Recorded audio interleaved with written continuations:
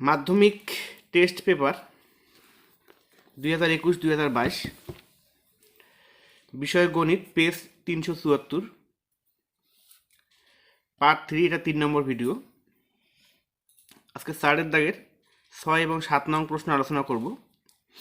আগের ভিডিওগুলোতে আগের প্রশ্নগুলো আলোচনা করেছি। আজকে 4-এর 6 নম্বর এবং 7 নম্বর প্রশ্ন আলোচনা করব। তো দেখো, ও কেন্দ্রীয় বৃত্তে AB একটি জ্যা, বি বিন্দুতে স্পর্শক বর্ধিত AO কে টি বিন্দুতে ছেদ করে। কোণ BTA সমান 60 ডিগ্রি হলে কোণ ABT এর মান নির্ণয় করো। তো ছবিটা আগে আঁকি। ও কেন্দ্রবৃত্ত, তাহলে একটা বৃত্ত আঁকি আগে। ও কেন্দ্রবৃত্তে AB একটি জ্যা,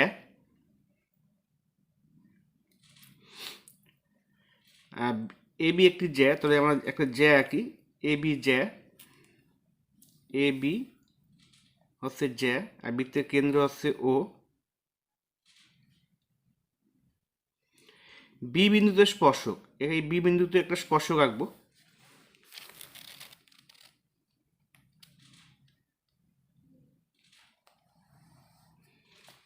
এটা একটা স্পর্শক।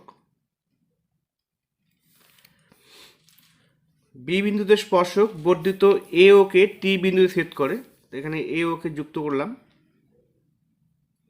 বলতে বর্ধিত AO কে টি বিন্দুতে ছেদ করে, তাহলে এটা আমরা AOটাকে বর্ধিত করে দিই।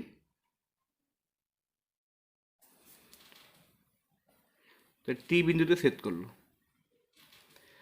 এখানে বলছে কোণ BTA 60 ডিগ্রি। কোণ BTA 60 ডিগ্রি বলতে BTA এই কোণটা 60 ডিগ্রি।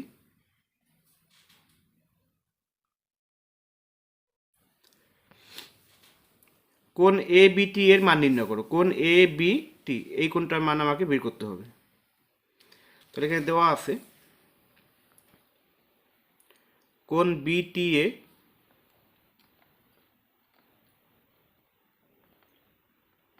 সমান 60 ডিগ্রি।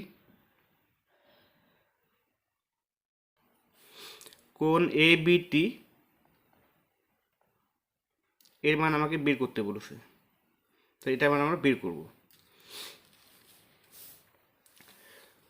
তো আমরা কি করব, ওর সঙ্গে বিটা যুক্ত করে দেব। তাহলে ও বিটা লম্ব হয়ে গেল বিটির উপর। তাহলে ও বি লম্ব হয়ে গেল এখানে বিটির উপর। তাহলে এটা আমি লিখে নিই,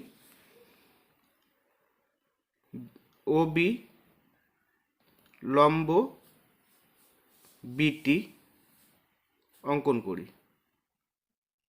অঙ্কন করলাম।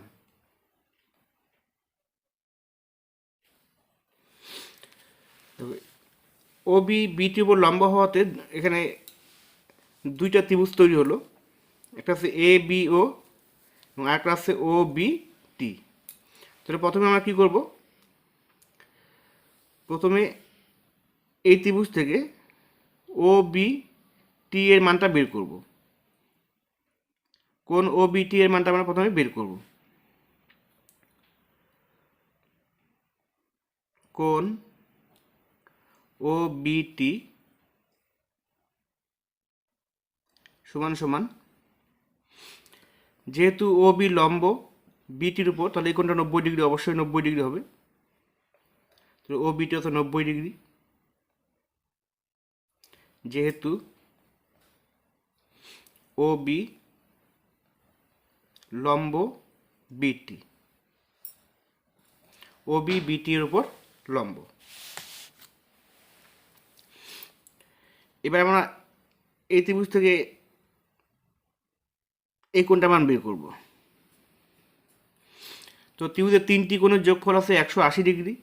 এই 180 ডিগ্রি থেকে দুইটা কোণের যোগফল আমরা বিয়োগ করব। তাহলে কোণ BOT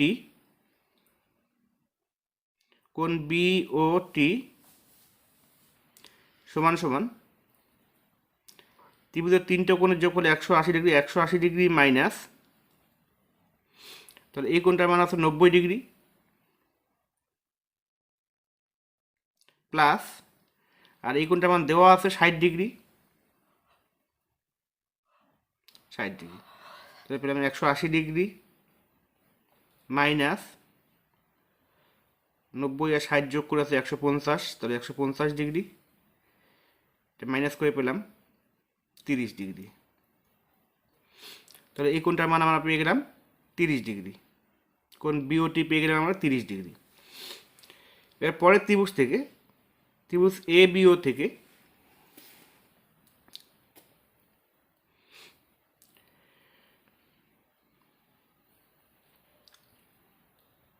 এ বিও থেকে আমরা এই কোণটার মান বের করব। আবার কোণ এ বিও সমান সমান, তবে এই এটা সম্পূর্ণটা একটা সরলরেখা।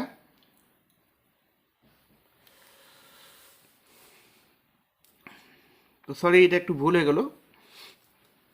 আমরা প্রথমে এখান থেকে কোণ এ ও বির মানটা বের করব। কোণ এ ও বি সমান সমান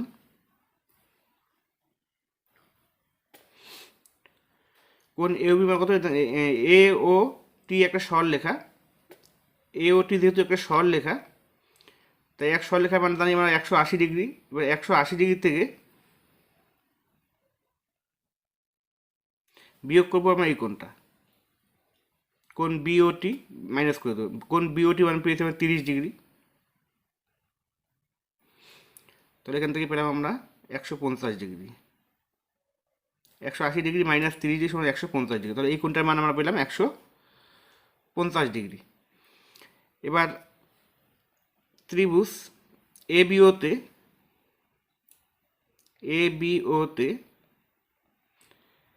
ও এ বাহু এবং ও বি বাহু সমান। কেন সমান? কারণ ও এ এবং ও বি হচ্ছে একই বৃত্তের ব্যাসার্ধ। ও এ সমান সমান ও বি, যেহেতু একই বৃত্তের ব্যাসার্ধ, একই বৃত্তের ব্যাসার্ধ।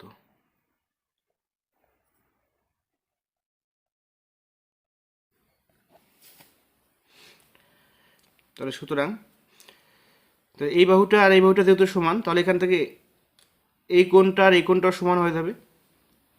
তাহলে কোণ ও এ বি সমান সমান কোণ এ বি ও সমান সমান, তাহলে এই দুইটা কোণের প্রত্যেকটি কোণ কত হবে? তিনটা কোণের যোগফল যেহেতু 180 ডিগ্রি, তাহলে 180 ডিগ্রি মাইনাস, তাহলে এই কোণটা আমরা বিয়োগ করব। এই কোণটা পেলাম আমরা 150 ডিগ্রি। যেহেতু দুইটা কোণের প্রত্যেকটি সমান, তাকে 2 দিয়ে ভাগ করব। তাহলে পেলাম 30 ডিগ্রি বাই 2 সমান সমান আছে 15 ডিগ্রি। তাহলে এই দুইটা কোণের প্রত্যেকটি কোণ পেলাম আমরা 15 ডিগ্রি করে। তাহলে এবার আমরা কোণ এ বিটি এর মান, কোণ এ বিটি এর মান বের করতে পারবো। তাহলে সুতরাং কোণ এ বিটি সমান সমান, তাহলে কোণ এ বি ও এবং কোণ ও বি টি যোগ করলেই আমরা এখানে এই কোণটার মান পেয়ে যাব। কোণ এ বি ও প্লাস কোণ ও টি ও বিটি তাহলে কোণ এ বি ওর মান আমরা পেলাম 15 ডিগ্রি প্লাস, আর কোণ ও বিটির মান আমরা আগেই বের করেছি 90 ডিগ্রি, তো যোগ করে পেলাম 105 ডিগ্রি। তাহলে কোণ এ বিটির মান পেলাম আমরা 105 ডিগ্রি। এটা অ্যান্সার। 6 নম্বর কোশ্চেন হয়ে গেল।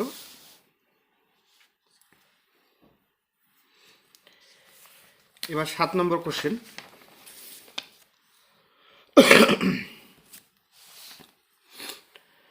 বলা আছে দুটি সদৃশ ত্রিভুজের পরিসীমা যথাক্রমে 20 সেমি ও 16 সেমি। প্রথম ত্রিভুজের একটি বাহুর দৈর্ঘ্য 9 সেমি হলে দ্বিতীয় ত্রিভুজের অনুরূপ বাহুর দৈর্ঘ্য নির্ণয় করো। তাহলে ত্রিভুজ দুটো এখানে সদৃশ বলা আছে এবং ত্রিভুজ দুটির পরিসীমা দেওয়া আছে 20 সেমি ও 16 সেমি। তাহলে ত্রিভুজ দুটার ছবি আঁকি আমরা আগে।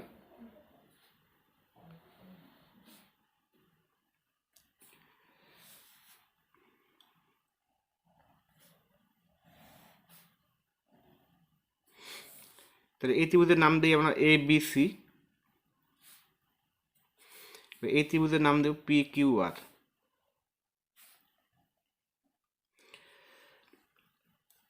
এবার কি করব, এই যে এ শীর্ষবিন্দু, এ শীর্ষবিন্দুর বিপরীত বাহুটাকে আমরা এ ধরে নেব, ছোট অক্ষরে এ। এবার এই বি শীর্ষবিন্দুর বিপরীত বাহুটাকে আমরা ছোট অক্ষরে বি ধরব। এবারে সি শীর্ষবিন্দুর বিপরীত বাহুটাকে আমরা ছোট অক্ষরে সি ধরব। আবার একইভাবে পি শীর্ষবিন্দুর বিপরীত বাহুটাকে ছোট অক্ষরে পি ধরব। বাট এটার বিপরীত বাহুটাকে আমরা কিউ ধরবো, ছোট অক্ষরে কিউ, আর এটার বিপরীত ছোট অক্ষরে আর। তো আমরা এটুকু বুঝতে পারলাম।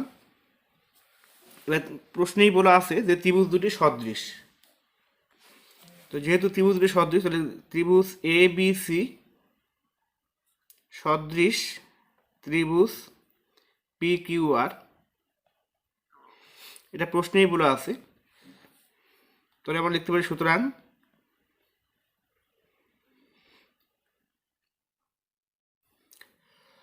তো এখানে ত্রিভুজ দুটির পরিসীমা দেওয়া আছে, একটা প্রথম ত্রিভুজের পরিসীমা দেওয়া 20 সেমি ও দ্বিতীয় ত্রিভুজের পরিসীমা দেওয়া আছে এখন 16 সেমি। তাহলে এ প্লাস বি পরিসীমার মধ্যে বাহু তিনটির যোগফল এ প্লাস বি প্লাস সি সমান সমান 20। আবার পি প্লাস কিউ প্লাস আর এবং পি প্লাস কিউ প্লাস আর সমান সমান 16 সেমি। তো যেহেতু ত্রিভুজ দুটি সদৃশ, তাহলে এখানে এ বাই পির অনুপাত এ বাই পি সমান সমান বি বাই কিউ সমান সমান বা সি বাই আর। প্রত্যেকটা অনুপাত সমান হবে। তাহলে এবার এটাকে উপর উপর যোগ করে দেবো না, A plus B plus C by P plus Q plus R. এটাকে সংযোজন প্রক্রিয়া বলে, এটা তোমরা জানো। তাহলে সমান সমান A plus B plus C মান আছে 20 by P plus Q plus R এর মান আছে 16। এটাকে কাটাকাটি করবো, 4 5 20 আর 4 4 16। তাহলে এখান থেকে পেলে আমরা 5/4।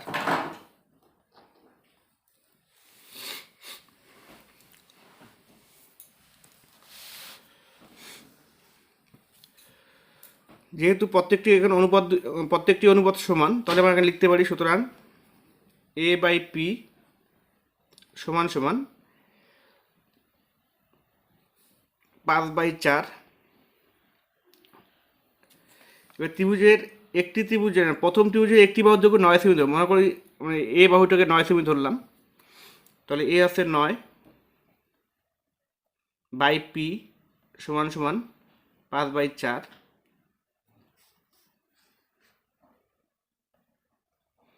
লিখে নিব, ধরি এ ইকুয়াল 9।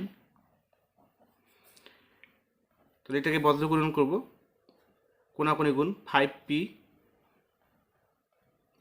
সমান 4 নং 36। তাহলে p সমান সমান 36/5। তো এটাকে ভাগ করলে পাবো 5 7 35, 5 2 10। তাহলে পির মান পেলাম আমরা 7.2। তাহলে সুতরাং প্রথম ত্রিভুজের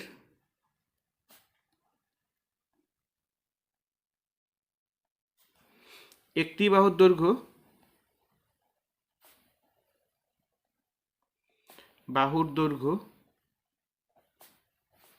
9 সেমি হলে দ্বিতীয় ত্রিভুজের